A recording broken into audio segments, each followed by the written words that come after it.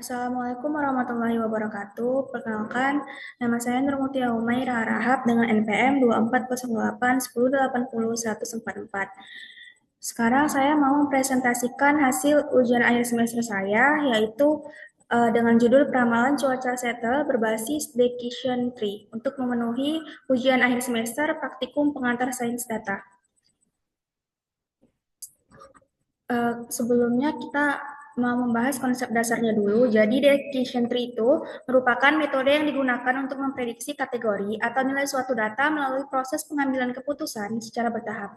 Model ini berbentuk seperti pohon dengan cabang-cabang yang mewakili aturan berdasarkan fitur tertentu. Data akan mengikuti jalur keputusan yang sesuai hingga mencapai hasil akhir. Pada setiap percabangan, algoritma akan menentukan fitur yang paling efektif dalam memisahkan data, sehingga pola hubungan antar variabel dapat terlihat dengan jelas. Karena alurnya menyerupai logika jika maka, decision tree mudah diinterpretasikan dan sering digunakan untuk analisis yang memerlukan penjelasan yang transparan. Baik, selanjutnya kita lanjut ke prinsip kerja decision tree. Yang pertama itu ada feature selection, di mana fitur ini tuh digunakan untuk memilih fitur yang paling berpengaruh agar model lebih fokus pada informasi yang penting, sehingga hasil prediksi menjadi lebih akurat dan proses pembuatan model itu menjadi lebih efisien.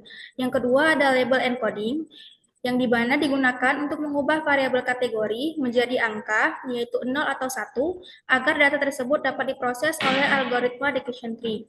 Yang ketiga ada splitting data, yang digunakan untuk membagi data menjadi data latih dan data uji, dengan 80% untuk melatih model dan sisanya 20% untuk mengecek performanya.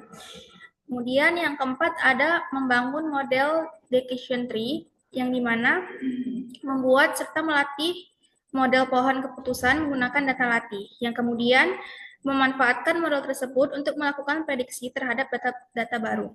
Yang kelima ada evaluasi model, yang dimana untuk mengukur kemampuan model dalam melakukan prediksi seperti akurasi, precision, recall, dan F1 score, termasuk melihat perbandingan prediksi benar dan salah pada tiap kelas. Kemudian yang terakhir, yang keenam, yaitu visualisasi decision tree untuk menampilkan struktur pohon keputusan dan untuk memahami bagaimana model menentukan hasil melalui percabangan aturan pada setiap langkahnya. Jadi selanjutnya, mengapa data ini tuh aku gunain pakai decision tree? Jadi data cuaca ini tuh cocok menggunakan decision tree karena untuk data cuaca ini tuh dapat langsung bekerja dengan nilai-nilai numerik seperti variabel PRCP, Tmax, dan Tmin tanpa harus melalui tahapan penyesuaian nilai yang rumit. Model ini dapat mempelajari pola perubahan cuaca yang tidak teratur, misalnya curah hujan yang tiba-tiba naik atau suhu yang menurun drastis. Hasil analisisnya juga mudah dijelaskan kembali, karena setiap keputusan dalam proses prediksi ditunjukkan melalui cabang-cabang yang menyatakan kondisi tertentu.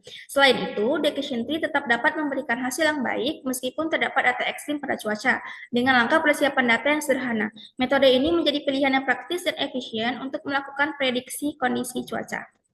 Selanjutnya, library yang aku gunakan yaitu ada Pandas, yang digunakan untuk pemanggilan, pengolahan, dan memanipulasi data. Kemudian aku menggunakan library NumPy untuk perhitungan numerik, dan library Seaborn untuk visualisasi grafik yang lebih menarik. Kemudian aku menggunakan library matplotlib.pplot untuk visualisasi data. Kemudian aku menggunakan library scalar untuk melakukan klasifikasi. Selanjutnya yaitu ada sintaks pemanggilan data. Nah, di sini aku menggunakan datanya itu CSV. Kemudian outputnya di sini itu terdapat 5 variabel, yang dimana ada tanggal kondisi cuaca, kemudian ada PRCP itu kadar hujannya, kemudian ada suhu maksimum dan ada suhu minimum, dan kemudian ada hujan. Hujan itu kayak dia tuh turun atau enggak. Kemudian lanjut, aku mau mengecek atau melihat tipe data dengan sintaks ini psduas_mutia.info. Kemudian pada outputnya tuh keluar yang dimana terdapat 5 variabel dengan tipe data masing-masing, yang dimana data date di sini sebagai tipe datanya itu objek, variabel PRCP tipe datanya float, variabel Tmax itu tipe datanya integer, dan variabel Tmin itu tipe datanya integer, dan variabel range itu tipe datanya objek. Lanjut, selanjutnya yaitu aku mau mengecek dan melihat apakah ada data yang kosong menggunakan sintaks psd_uas_mutia.isnull.sum. Jadi setelah aku jalankan, jadi outputnya itu kita kita jadi tahu terdapat variabel PRCP dan variabel range yang memiliki data yang kosong. Jadi variabel PRCP itu memiliki variabel data yang kosong itu sebanyak 3, dan variabel range itu memiliki data yang kosong itu sebanyak 3 data kosong. Lanjut, di sini selanjutnya aku mau menghapus baris yang kosong tadi di kolom PRCP. Di sini aku pakai sintaks ini, nomor underscore PRCP is null.index. Kemudian aku juga pakai sintaks mengecek apakah masih ada data yang kosong lagi. Kemudian outputnya itu setelah aku periksa kembali ternyata nggak ditemukan lagi ada data yang kosong. Selanjutnya yaitu aku untuk membuat decision tree, pertama-tama kita tuh harus memisahkan variabel dengan feature selection yang tadi. Pada tahap feature selection, data dipisahkan menjadi variabel X dan variabel Y. Nah, variabel PR, CP, Tmax, dan Tmin itu aku jadikan sebagai X, dan variabel range itu aku jadikan sebagai variabel Y. Jadi variabel PRCP, Tmax, dan Tmin ini aku pilih sebagai variabel fitur yang digunakan untuk memprediksi, sedangkan range ini aku jadikan sebagai variabel target yang akan diklasifikasikan oleh model. Kemudian lanjut yaitu label encoding, yang dimana aku mau mengubah data menjadi 0 atau 1 dengan sintaks ini. Kemudian pada tahap label encoding ini, nilai pada variabel target range diubah menjadi bentuk numerik, yaitu atau bentuk biner 0 dan 1 agar dapat diproses oleh model klasifikasi. Kemudian pada tahap splitting data menggunakan sintaks xtrain, xtest, ytrain, dan ytest.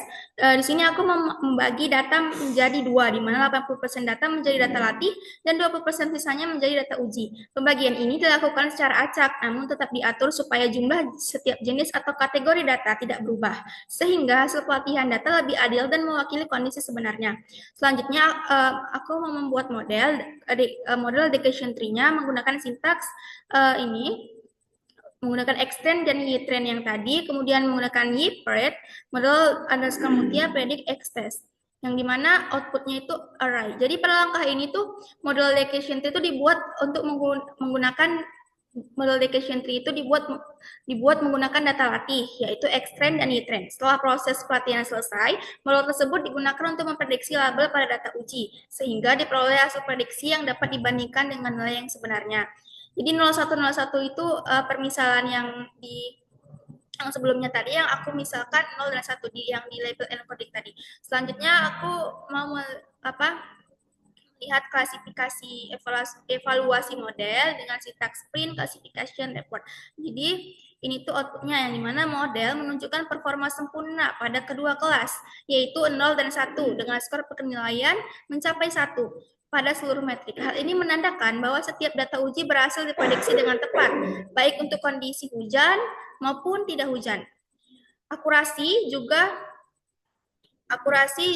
bernilai 1. Akurasi juga bernilai 1. Ini semakin menguatkan bahwa tidak terdapat kesalahan prediksi pada pengujian ini. Dengan demikian, model decision tree dapat dikatakan memberikan hasil yang sangat optimal pada data cuaca tersebut. Selanjutnya yaitu di sini ada confusion matrixnya. Aku menggunakan matriks ini. CM sama dengan confusion underscore matrix menggunakan ytest dan ypred yang tadi.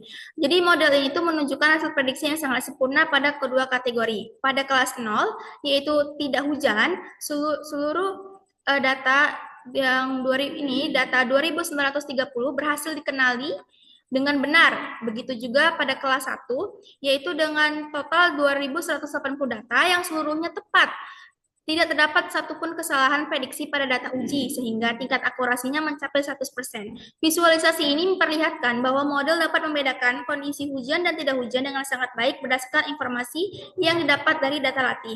Kemudian yang terakhir di sini untuk menampilkan decision tree-nya aku menggunakan sintaks ini menggunakan library sklearn dan p.plus. Jadi visualisasi pohon keputusan. Nah, di sini aku pakai nama model aku yang tadi. Kemudian nama model aku tadi model underscore mutia. Jadi ini tuh sintaksnya dan ini tuh hasil outputnya. Jadi Decision Tree ini membuat keputusan dengan melihat nilai PRCP sebagai dasar pemisahan data. Pada node awal diterapkan aturan PRCP itu kurang dari 0,005 untuk memisahkan dua kondisi cuaca yang hujan atau tidak hujan. Jika nilai PRCP memenuhi aturan tersebut, data dikategorikan sebagai tidak hujan dan masuk ke cabang kiri dengan jumlah sampel 11.718 sampel yang seluruhnya benar pada kelas aslinya. Sebaliknya, jika nilai PRCP-nya lebih tinggi dari batas tersebut, batas 0,005, maka batas 0,005. Sebaliknya, jika nilai PRCP lebih tinggi dari batas 0,005, maka data akan diarahkan ke cabang yang sebelah kanan dan diklasifikasikan sebagai hujan yang berjumlah 8.720 sampel yang juga sepenuhnya sesuai dengan kelas aslinya. Nilai gini bernilai 0 pada kedua cabang menunjukkan bahwa pembagian kelas berjalan sempurna tanpa adanya data yang tertukar. Dengan begitu, fitur PRCP menjadi indikator yang sangat kuat dalam membedakan hari hujan dan hari tidak hujan pada dataset cuaca ini. Baik, sekian presentasi dari ujian akhir semester pengantar size data saya. Mohon maaf apabila ada kesalahan kata. Wabillahi taufiq wal hidayah. Wassalamualaikum warahmatullahi wabarakatuh.